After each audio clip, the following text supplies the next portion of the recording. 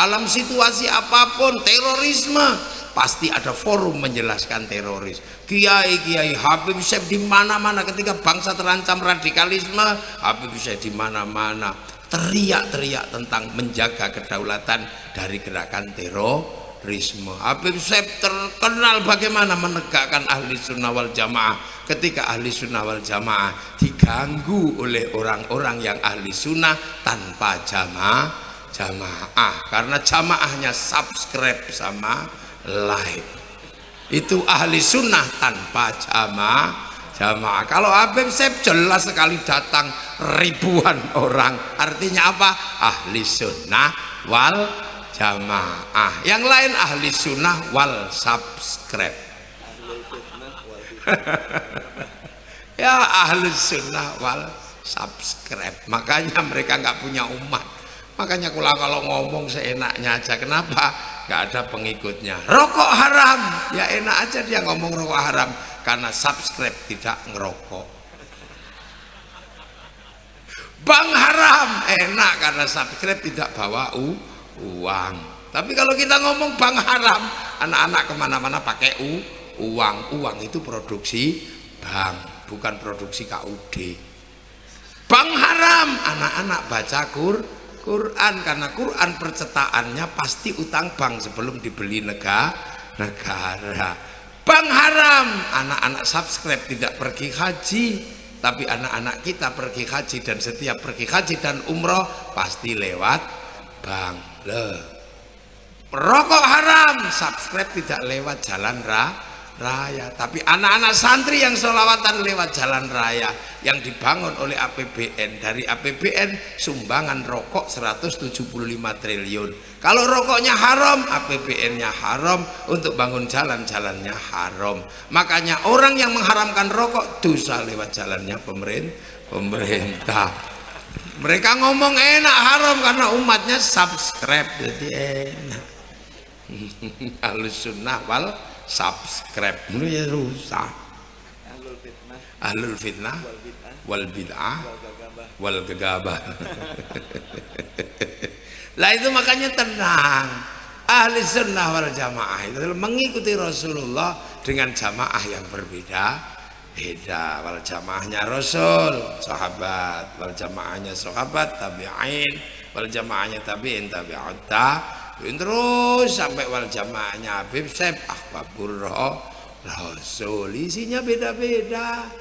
Kalau sahabat sholat Allahu Akbar di panah kakinya tidak terasa. Muridnya Habib Syekh Allahu Akbar tengok Allahu Akbar, ada ting ting ting, enggak muridnya Nabi yang enggak Allahu Akbar di panah kakinya enggak kerasa.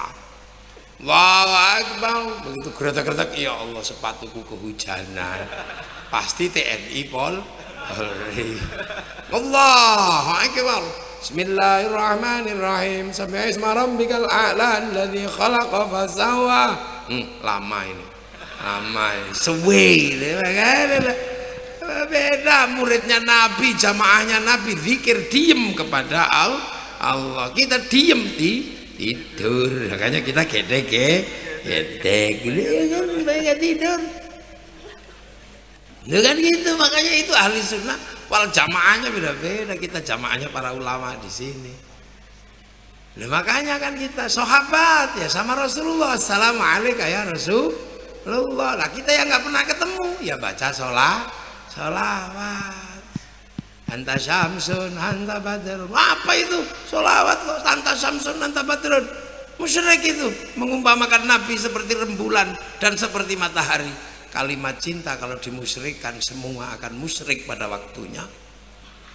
Loh, karena kalimat cinta pasti berlebihan. Dek, wajahmu seperti purnama. Alah jerawat tok aja purnama. Iya kan? Ya Rabbi bil Mustafa balligh maqasidana. Ya Rasulullah, ya Mustafa, sampaikan hajatku kepada. Wah, musyrik, masa menganggap Rasul sudah. Kalau itu aja musyrik, kita lebih sering musyrik, Dek. Sehari aku ndak bertemu kamu, mati aku rasanya. Alah, musyrik kamu, masa nggak ketemu sehari? Yang bikin mati itu Allah, bukan kekasihmu. Nggak ada habisnya yang berbuat itu. Kalimat cinta memang berlebihan, dan tidak usah suka musyrik-musyrikin. Kalimat sholawat itu cinta. Rumah Irama kalau musyrik lebih musyrik duluan. Iya kan? Ku tahu rumus dunia. Emang kamu tahu rumus dunia? Kayak Allah aja kan gitu.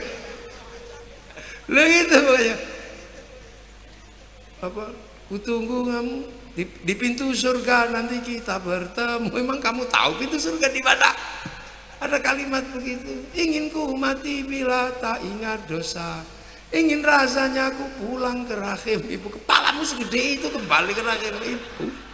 Ya itu makanya kalimat cinta dalam sholawat itu ya berlebihan begitu. Nggak usah ribut, namanya umat gak pernah ketemu nabinya. Mau tengok ke sana 40 juta, antrinya 50 tahun. Makanya nggak usah ribut.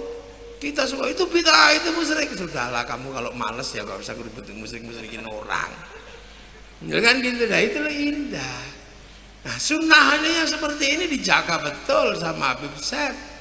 Makanya kebetulan alhamdulillah ada orang-orang seperti beliau yang mampu menghadirkan situasi di mana kita bisa bersandar ketika kita diolok-olok, bisa berdamai, bisa berteduh, dan kita tenang dalam menjalankan ajaran ahli sunnah wal jamaah. Tidak lain dan tidak bukan karena ahbabur rasul berdiri di tengah-tengah melindungi umat agar tetap kuat menjalankan akidah ahli sunnah wal jamaah. Kan itu makanya kita ini udah tenang aja. Makanya kita bisa lihat betapa ideologi khilafah. Kiai ngomong, itu apa itu? Ini bendera Rasulullah. Enggak, itu bendera Hizbut Tahrir. Kamu kalau anti ini anti la ilaha illallah. Enggak, aku tahlilan pakai la ilaha illallah. Tapi kamu kalau anti ini kamu anti bendera Rasul. Enggak, kita punya bendera itu, tapi kalau untuk orang mati ditutupin aja. Kamu anti la ilaha illallah loh nanti. Enggak, aku tahlilan pakai la ilaha illallah. Aku anti bendera PKI Palu Arit, tapi kalau kami ke sawah tetap pakai arit, pergi nukang pakai palu. Hati-hati, itu lagunya Hadat Alwi Ummi, itu lagu Syiah. Alah, wong Ummi aja kok Syiah. Wong kita punya lagu yang lebih serem namanya Indung. Aduh Siti Aisyah mandi di kali, rambutnya basah, tidak sembahyang, tidak puasa, di dalam kubur mendapat siksa. Kenapa pakai nama Siti Aisyah, nggak pakai nama yang lain? Tapi itu bukan Aisyah istri Rasulullah, itu Aisyah orang Indonesia. Gitu aja kok ribet. Makanya aman, kita masih bersatu, masih rukun. Setiap forum kita masih punya untuk menjelaskan kepada masyarakat tentang arti penting agama, arti penting persatuan, arti penting berbangsa dan bernegara. Makanya Pak Polisi enteng kerjaannya, TNI enteng karena ada santri. Makanya sekali-sekali ya polisi harus bantu kegiatan santri dengan menjaga keamanan. Dan harus paham kalau ada yang nggak bawa helm ya nggak usah ditangkap. Ini itu aja. Iya, ada yang buru-buru sampai melanggar lampu merah dikawal, yang lain diadang dulu. Ini tidak lain upaya kami menjaga bangsa dan negara gitu. Iya. Kalau kehabisan bensin di jalan, bantu ke pom, belikan bensin. Itu tugasnya Pak Bupati, Pak Camat. Kalau nggak ada kegiatan seperti ini, nggak ada ruang-ruang untuk mempertahankan, menjelaskan pentingnya kebersamaan, bangsa ini sudah habis kemarin ketika pilpres. Karena ada yang mengatakan bahwa pilpres adalah perang Badar, padahal pilpres itu kelanjutannya pilkades. Pilpres kan terusannya pilkades. Kalau tingkat kabupaten pilbub, tingkat gubernur pilgub, tingkat negara pilpres, pesta demokrasi. Biasa aja ya, ada dangdutnya, kadang ada duitnya, biasa aja. Kalau diterima santri namanya uang bensin. Kalau diterima masjid sumbangan. Kalau terima kiai bisyarah. Kan gitu aja kan, gak ada dari babi. Indonesia santai, rileks. Ini money politik bukan jer besuki mawa beo. Itu mereka apa? Jadi Indonesia ini ringan semua karena apa? Ngumpulin orang segini dijelaskan dengan bahasa sederhana. Setiap hari pasti ada maulid, muludan di mana-mana, selalu menjelaskan kebutuhan agama, bangsa dan negara. Sebentar lagi kita Rejepan akan membicarakan lagi pentingnya agama, bangsa dan negara. Belum selesai Sya'banan, khataman pondok sedekah bumi, belum selesai nuzulul Quran, belum selesai nanti halal bihalal, belum selesai nanti kita akan melakukan muharraman 1 tahun full kita menjaga umat bersama-sama, roda ekonomi berputar, kerukunan terjaga, majelis ilmu selalu ada, sehingga bangsa aman, sejahtera, riang, gembira. Ayo, bangsa Mesir dengan keberadaan Ikhwanul Muslimin pernah berkuasa, rusak sendi-sendi persaudaraan. Bangsa Suriah jebol karena khilafah, Libya jebol karena khilafah, Iran, Irak jebol karena Syiah Sunni, Taliban menjebol kerukunan bangsa Afghanistan hanya karena persoalan jenggot dan celana cingkrang. Tapi kita menjadi bangsa yang paling riang gembira. Maka jangan heran, semenjak kepergian Rasulullah, Islam bergerak ke Eropa, bahkan pernah dipimpin Panglima Perang Tariq bin Ziyad. Islam bergerak ke Cina dipimpin sahabat Sa'ad bin Abi Waqqas, bergerak ke Afrika dipimpin sahabat Bilal, sahabat Salman, bergerak ke Rusia. Semua pergerakan Islam di dunia berhenti, tidak pernah bergerak lagi, hanya berputar-putar di situ. Tapi yang bergerak ke Indonesia berubah menjadi gerakan Muslim terkuat, terbesar di dunia hari ini ada di Indonesia.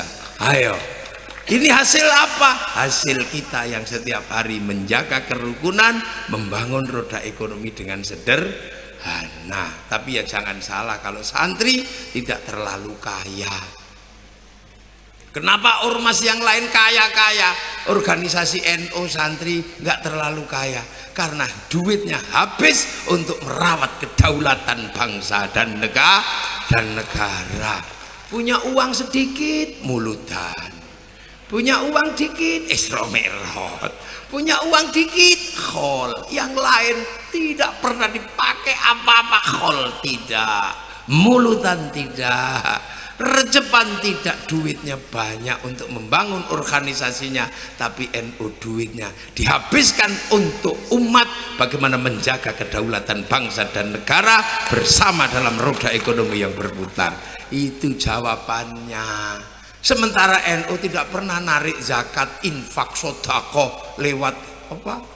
Amil ini, ada yang bikin ACT, NU tidak pernah bikin itu, tapi murni dari sakunya santri dan kiai. Jangan ini, maka performan kiai pengen beli jubah bagus saja nggak bisa, ya. Habis untuk mulutan. Mau punya uang habis untuk khol. Ayam baru netes, endoknya diambil untuk dadaran, ada dihabis semuanya. Sepanjang tahun roda ekonomi yang diputar oleh santri, hitung berapa triliun yang dihabiskan oleh santri untuk merawat kebersamaan. Malam ini aja hitung, sewa panggung, sound system, jajanan, enggak minta ke pemerintah. Duit berapa ini? 100 juta habis, belum sanggup kiai ini.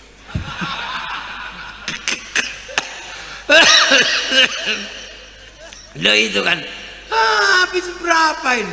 Yang lain duitnya infak terus, itu didonasi, di medsos, masuk Facebook ya donasi, Instagram donasi, semuanya tak minta donasi, grup WA donasi, nggak pernah berak sama sekali, kegiatan tidak ada sama sekali, kita nggak pernah donasi, kegiatan selalu jalan setiap hari.